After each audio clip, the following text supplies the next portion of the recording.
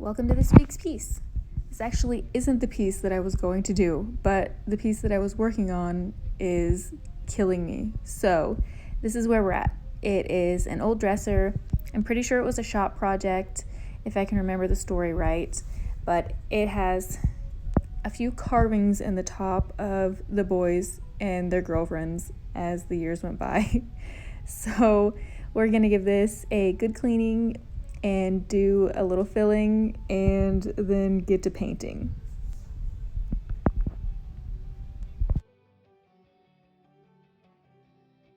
If you remember from my last video, I am not in my shop. I am currently at my parents' house in California, so I don't have any of my stuff. I strike that. I have a bit of my stuff, but not, the right amount of stuff. So I'm cleaning this piece with soapy water, and then I'll give it a good rinse. And then I actually went and bought this Durham's Rock Hard Putty because it's one of my favorite fillers and it's very inexpensive, so I was fine with buying another can. And then I just went through and filled all of the little D plus R's and other random tidbits that were around this. This is a pine / plywood dresser, so there's dings in it. I'm not going to fill in everything, but I'm just, doing the bigger things. And then part of the frame was shifted off, so I'm just adding glue around the bracing boards, and I'm going to pop them back into place so that it's, again, structurally sound. And then I couldn't actually get it in this way because I didn't have my mallet with me, so I just decided to flip the entire thing on its side and pop it in that way, which worked out perfectly. So,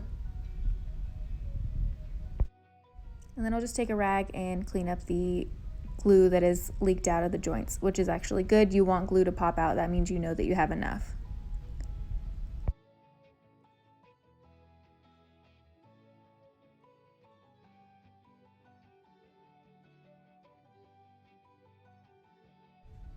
Alright, so if you remember, there were 2 stickers on the front of this, and the residue didn't come off with the soapy water, so I'm just taking some mineral spirits and a bit of steel wool, and I'm going to get off that sticker residue.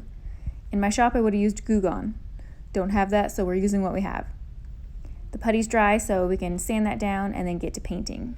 So I'm doing a base coat of this in all purple. It was the requested color. This is going into a little girl's room, so it's going to be kind of that youthful, kind of funky style.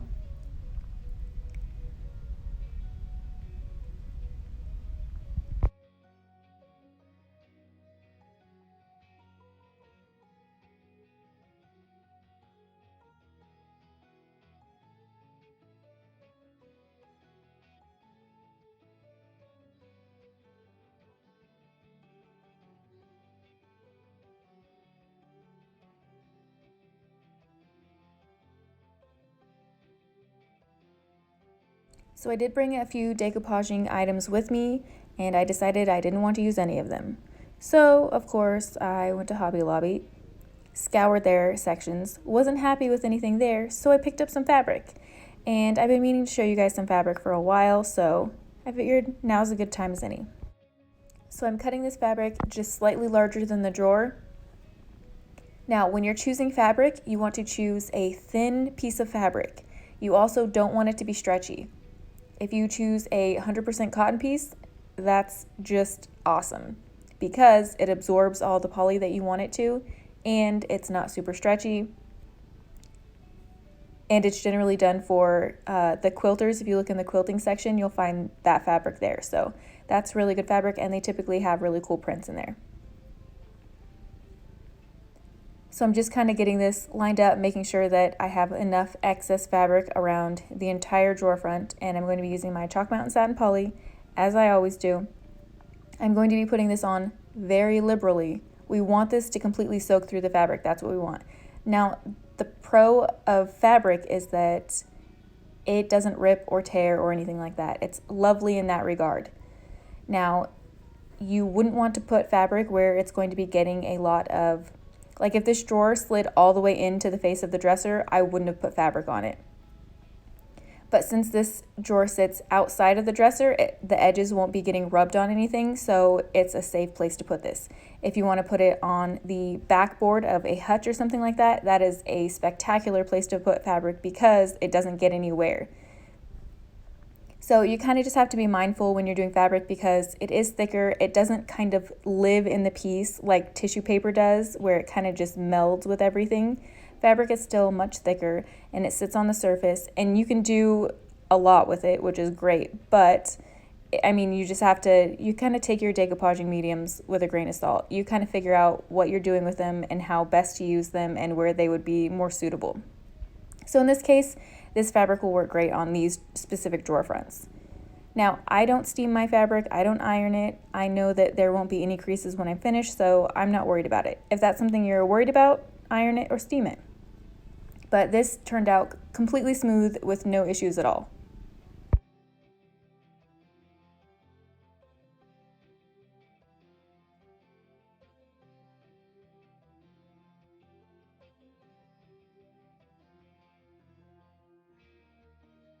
Now once I get this fully smoothed out, I can then start doing the edges, and I'm going to take my poly again. I'm using a very liberal amount, placing it on there and really making sure those edges are completely sealed down.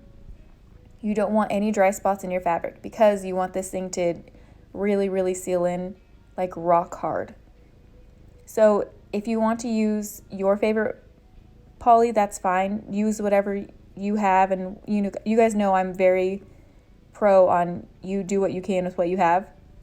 However, in this case, you do want to make sure that you're using a quality product because you want this piece to last. And if you're using kind of a flimsy sealer, then it won't hold the fabric on and it won't make the fabric kind of harden up the way that it needs to. So that's just something to keep in mind. I would never use Mod Podge on this, ever. It just doesn't get as hard as I like. It's kind of bendy, if you know what I mean. So I wouldn't use Mod Podge for this. I know a lot of people do, and that's totally fine. If you want to do it, you do you. So anyways, like I said, going around, making sure I hit that corner again, getting all the edges very saturated, and then I will again press this over, making sure that everything is fully sealed.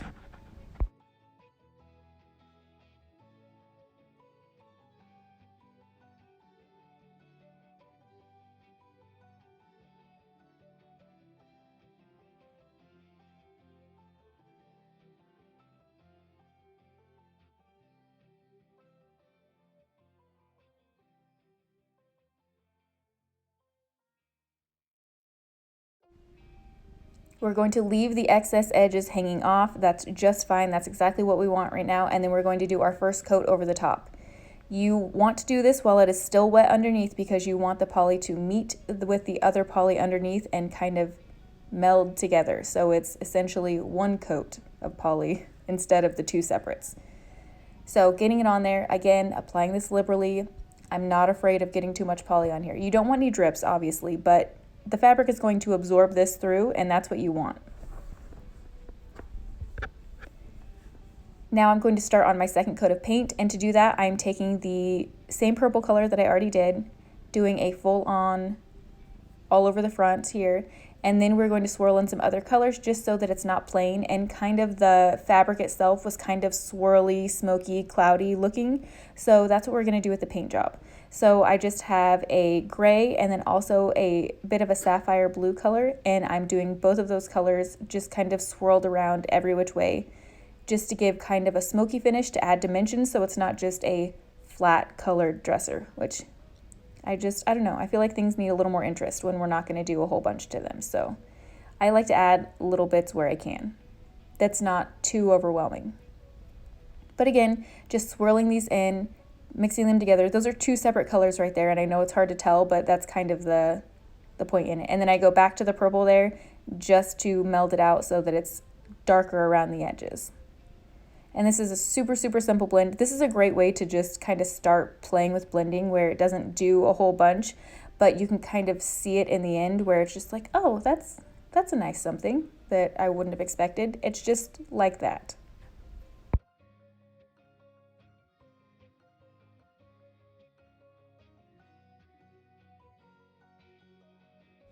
Now we can go back to the top drawer with the fabric on it.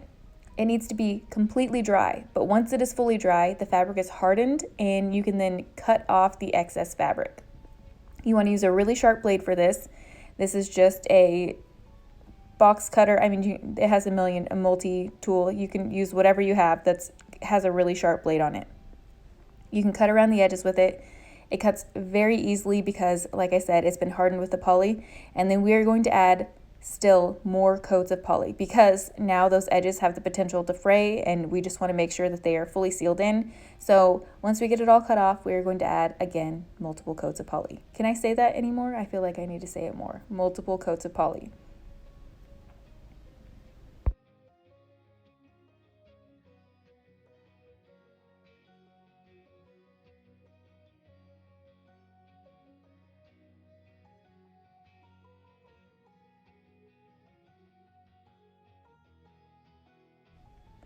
And then since we already have it out, we might as well just, seal the entire piece with it. So that's what I did.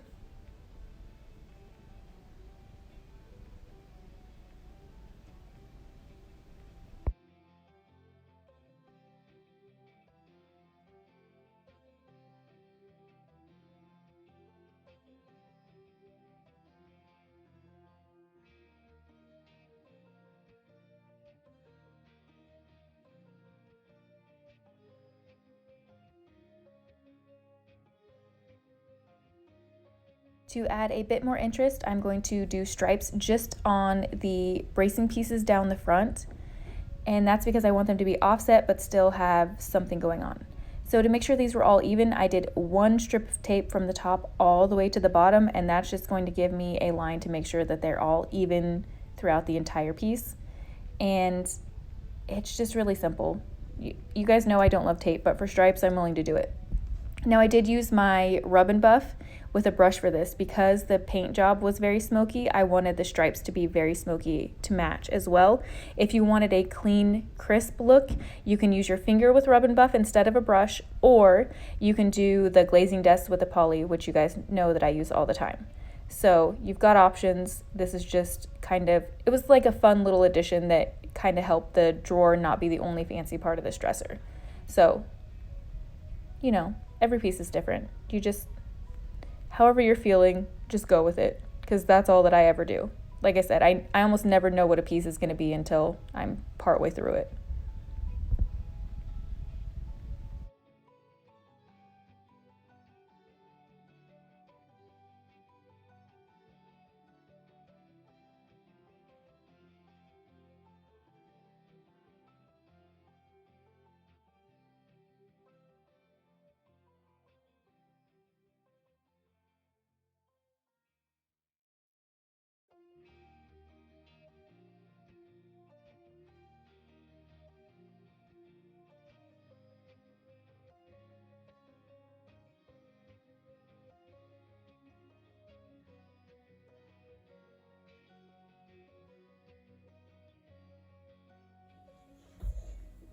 Oh hi, Taryn here with this week's piece. So I know the schedule's a little off right now. It's because I'm at my parents' house and just doing stuff here. I have limited supplies because I don't have my entire shop, so it does make things a little more difficult to do, but we're still getting stuff done. So this is just an old dresser. It has been around for forever. I'm pretty sure it was a shop project of one of my brother's friends or something like that. So it just kind of needed some minor repairs, which were super easy. And then we got to decoupage some fabric. And I've been wanting to show you guys that for a long while, but I just haven't ever found the piece to do it on, because you kind of want to be careful about where you're putting fabric at, because it doesn't really sink into the piece as much as, like tissue paper or something much thinner and more absorbent. So this was a good piece for fabric, and if you have like a backer board to something that you need to do fabric, it's great for there. So I hope you learned something. I hope you like the kind of smoky blend. We've got the smoky stripes to kind of go with the smoky blend on the front, and of course the fabric front. All right, so you guys, we are so close to 5,000, and I just think that is incredibly awesome. Thank you to all my new subscribers, and of course, as always, to my old subscribers. There's so many of you that I recognize all the time, and I think it is just so awesome. I recognize your names every time you post something in the comment section, and I really, really appreciate it. So I just want you to know that. I'm very thankful all the time, and we'll get you some pictures of this. All right, see you guys next week.